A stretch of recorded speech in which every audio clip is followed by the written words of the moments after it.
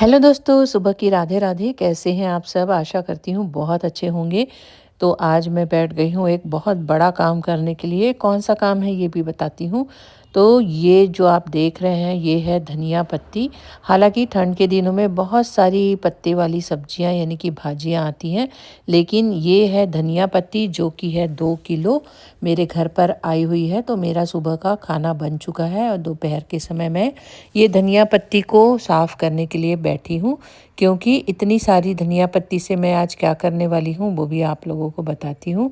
हमारे घर पर धनिया पत्ती से एक बहुत ही ज़्यादा टेस्टी लगने वाली डिश बनती है, उसी की मैं तैयारी कर रही हूँ। घर में सभी को बहुत ज़्यादा पसंद है, लेकिन हाँ, मेहनत काफ़ी लगती है। तो धनिया की जो जड़ें हैं उसे मैंने काट के अलग कर दिया है और अब एक एक पत्ती को अलग कर रही हूँ, क्योंकि इस डिश में धनिया की डंठल नहीं लगती, सिर्फ पत्तियों का इस्तेमाल होता है। तो एक एक पत्ती अलग कर रही हूँ।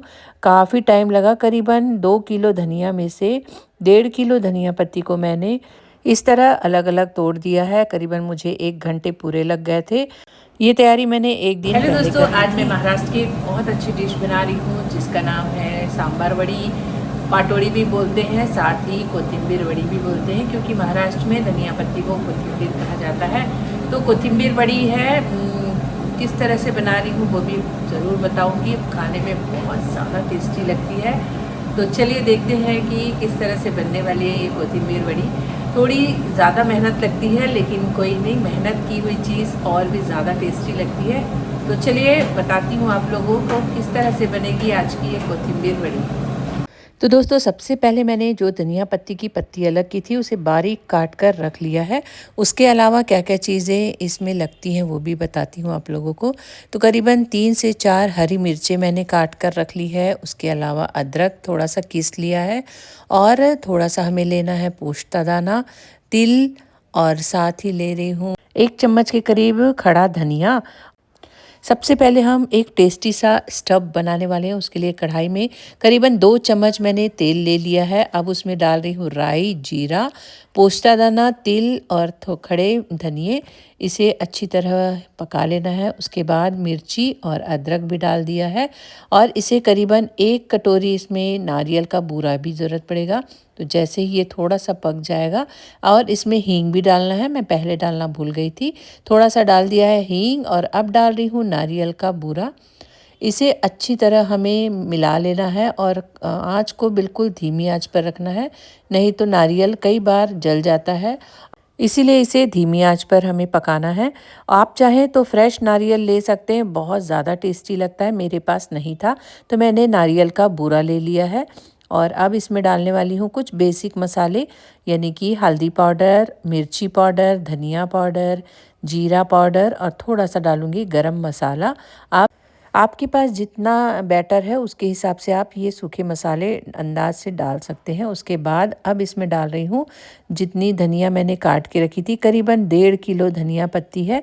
इसे धीरे धीरे करके अच्छे से ऊपर नीचे मिक्स कर लूँगी, जिससे कि पूरा मसाला एक दूसरे से अच्छी तरह से मिक्स हो जाए।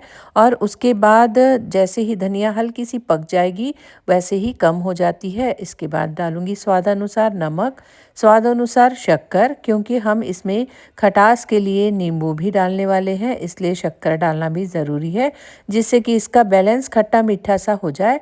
एक पूरा नींबू मैंने अच्छी से निचोड़ लिया है, नींबू का रस। और इस समय तक हमें गैस को बंद कर देना है। हमें इसे बहुत ज़्यादा पकाना नहीं है, क्योंकि इसमें धनिया का ही टेस्ट है, और वो टेस्ट आना चाहिए। अगर धनिए को हम ज़्यादा पका देंगे तो उसका टेस्ट गायब ही हो जाएगा। तो बस मेरा मसाला बिल्कुल अच्छी तरह से रेडी हो गया है। थोड़ा सा मैंने टेस्ट किया, बहुत ज़्यादा टेस्टी लग रहा था, खट्टा मीठा सा धनिए का मसाला। अब इसे हमें किस में भरना है उसकी हम तैयारी कर लेते हैं। तो एक परात में मैंने करीबन 3 कटोरी बेसन ले लिया है, और अब इसमें थोड़ा सा हम 1 कटोरी मैदा डालेंगे। आप चाहे तो गेहूं का आटा भी डाल सकते हैं। उसके बाद डाल रही हूँ जीरा पाउडर, थोड़ा सा हल्दी पाउडर, थोड़ा सा मिर्ची पाउडर, और स्वादानुसार डालने वाली हूँ नमक, और थोड़ा सा डालूँगी मैं इसमें अजवाइन। और इसमें थोड़ा सा मोयन भी डाल सकते हैं, उससे भी इसका जो कवर है वो क्रिस्पी सा बनेगा। मैंने नहीं डाला है। और उसके बाद कुनकुने पानी से मैं इसे गूँथ रही हूँ, नॉर्मल पानी से भी गूँथ सकते हैं। अब इसका हमें कड़ा डो बनाकर रखना है। धीरे धीरे अच्छी तरह पहले सारी चीज़ों को मिक्स कर लें और फिर हल्का हल्का पानी डालकर इसका कड़ा डो तैयार कर लेना है।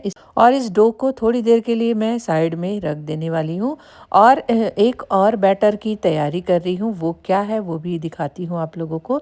तो जो धनिया का बैटर मैंने बनाया था उसमें एक बहुत ज़रूरी चीज़ होती है प्याज, बारीक कटी हुई प्याज। लेकिन मैं प्याज नहीं खाती, जैसा कि मैंने आप लोगों को बताया है कि मैं लहसुन प्याज नहीं खाती, सात्विक भोजन करती हूँ। तो अपने लिए मैं नहीं बना रही हूँ। मैंने अपने लिए बिना प्याज का बनाया है, लेकिन घर वालों को प्याज वाला खाना था तो मैंने 2 प्याज को करीबन बारीक बारीक काट लिया है। लहसुन भी आप डाल सकते हैं, लेकिन लहसुन डालना बहुत ज़रूरी नहीं है। तो अब मैं प्याज वाला मसाला रेडी कर रही हूँ, बिल्कुल उसी तरह जिस तरह की बिना प्याज वाला मैंने रेडी किया था। कढ़ाई में तेल ले लिया और मिर्ची, अदरक, प्याज को हल्का सा भूनना है। हमें प्याज ब्राउन नहीं करना है, बिल्कुल प्याज को हल्का सा ही भूनना है। नारियल का बूरा डाल दिया, तिल, पोस्ता दाना, धनिया के खड़े धनिया और नारियल का बूरा डाल दिया, हल्दी पाउडर, मिर्ची पाउडर, जीरा पाउडर, गरम मसाला, जो मसाले मैंने डाले थे वो सारी इसमें डाल दिए हैं और इसे भी अब हल्की सी भून लूँगी। और अब इसमें डालूँगी स्वादानुसार नमक, शक्कर और नींबू का रस। बिल्कुल उसी प्रोसेस में बनेगा ये मसाला भी, बस इसमें प्याज डला है जिससे कि फ्लेवर बहुत ज़्यादा अच्छा आता है। तो कुछ साल पहले मैं प्याज वाला खा लेती थी, लेकिन जब से मैंने प्याज छोड़ा है तब से मैं नहीं खाती हूँ। तो बस धनिया भी मैंने अलग से काट कर रखी थी और इसमें मिला दूँगी और इसे हल्का सा भुनना है, हमें धनिया को बहुत ज़्यादा नहीं भुनना है। और इस बैटर को मैं बिल्कुल अलग से रख दूँगी। सबसे पहले मैं बिना लहसुन प्याज की बनाऊँगी और उसके बाद प्याज वाली घर वालों के लिए।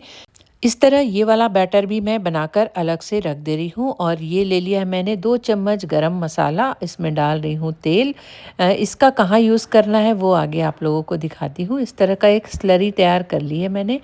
और दोस्तों घर में इतना सारा कोरिएंडर आया था तो मैंने सोचा लेमन कोरिएंडर सूप बना लूँ, जो कि घर में पसंद भी है और ठंड के दिनों में अच्छा भी लगता है। और शाम को जब पतिदेव, बेटी, बेटा सब ऑफिस और स्कूल से आते हैं तो उन्हें गर्मा गर्म सूप पीना अच्छा ही लगेगा। तो सबसे पहले मैंने एक गहरा पैन रख लिया है, उसमें डाल रही हूँ 1 चम्मच बटर और डाला है 1 चम्मच तेल, जिससे कि बटर जले नहीं। और थोड़ा सा जीरा डाल दिया 1 चम्मच और जितने भी वेजीज हैं यानी कि फूल गोभी, शिमला मिर्ची, गाजर, हरी मिर्ची, ये सारी चीज़ें मैं डाल दे रही हूँ। आप चाहे तो स्किप भी कर सकते हैं। साथ ही पत्ता गोभी बारीक काट ली है और पत्ता गोभी भी डाल दूँगी, क्योंकि इन दिनों वेजीज खाना अच्छा ही लगता है। सारी वेजीज को मैंने डाल दिया और अच्छे से अभी भूनना है हमें धीमी आंच पर। ये सारी सब्जियां हल्की सी भून जाएंगी। उसके बाद 1 चम्मच विनेगर डाल रही हूँ मैं इसमें और अब स्वादानुसार नमक डाल दूँगी। और उसके बाद ये सूप है लेमन कोरिएंडर, तो इसमें लेमन का फ्लेवर तो आना ही चाहिए। एक पूरा लेमन मैंने इसमें अच्छी तरह से निचोड़ दिया है और अब ढेर सारा इसमें कटा हरा धनिया डाल दूंगी। अच्छी तरह से सारी सब्जियां पक जाए और 2 चम्मच मैंने कॉर्नफ्लोर ले लिया है, उसमें पानी डाल दे रही हूँ। और इसे गाढ़ा बनाने के लिए सूप को कॉर्नफ्लोर डालते हैं, आप चाहें तो स्किप भी कर सकते हैं। कॉर्नफ्लोर को पानी में मिला दिया है और सूप में डालकर सूप बहुत ही अच्छी तरह से गाढ़ा हो जाएगा। ये सूप घर में सभी को पसंद है, इसलिए बेटा आकर देख रहा है कब बनने वाला है सूप। उसके बाद डाल रही हूँ इसमें टमाटर सॉस और मैं बिना लहसुन प्याज का खाती हूँ, इसीलिए नो ऑनियन नो गार्लिक वाला सॉस यूज़ करती हूँ और उसे ही डाल रही हूँ, जिससे कि इस सूप का स्वाद मैं भी ले सकूँ। तो बस सारी चीज़ें मैंने डाल दी है और इसे अच्छी तरह उबाल लेना है। लेमन कोरिएंडर सूप बिल्कुल रेडी हो गया है। तो चलिए अब बनाते हैं कोथिम्बीर बड़ी। तो जो बेसन मैंने गूँथ कर रखा था उसे अब हमें अच्छे से बेल लेना है रोटी की तरह, और सामान्य शेप में आप बेल सकते हैं। उसके बाद जो स्लरी तैयार की थी मैंने गरम मसाला और तेल की, उसे अच्छी तरह से फैला लेना है ब्रश से, हाथ से, किसी भी तरह आप इस रोटी पर फैला लें। उसके बाद ये जो बैटर है उसे हमें बीच में इस तरह से रख लेना है और अब इसे हमें दोनों तरफ से फोल्ड करना है। कई बार बेसन चिपक जाता है तो आटा थोड़ा कड़ा ही रखिएगा और पानी की सहायता से ऐसे 2 फोल्ड कर लें और बीच से भी हल्का हल्का पानी लगाकर इसे फोल्ड कर लेना है, जिससे कि ये तेल में डालने के बाद बिल्कुल भी नहीं निकलेगा।